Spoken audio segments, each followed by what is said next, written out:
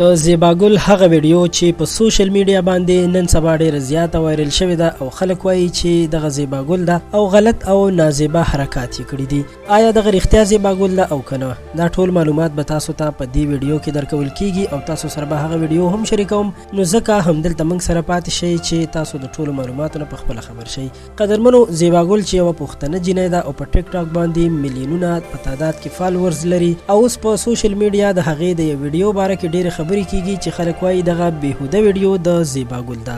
دوستانو، دې باره کې موږ سرچ وکړو او دغه ویډیو مو هم وکتله چې اوس یې تاسو سره شریکوم. نو دغه بالکل زیباګل نه ده. الله پاک ځینې انسانان یو قسم پیدا کړي وي، نو دغه هم د زیباګل لږه هم شکل ده خو زیباګل نه ده او هسې د هغې د نوم او د هغې بدنامولو کوشش کیږي. دا لومړی ځل نه دی، مخکې هم د زیباګل باره کې داسې خبرې او ویډیوګانې شیر شوې وي او یوازې زیباګل هم نه بلکې د هغې په شان د نورو ډیرو مشهورو کسانو، سندرغاړو، اداکارانو او ټیک ټاکرانو پسې خبرې او ویډیوګانې هم جوړې شوې وي چې بیا دروغ ختلې وي. که دې تصویر کې هم وکتل شي نو ښکاره معلومیږي چې دغه ویډیو د زیباګل نه ده او زیباګل په سوشل میډیا باندې یو ډیره فعاله هم ده.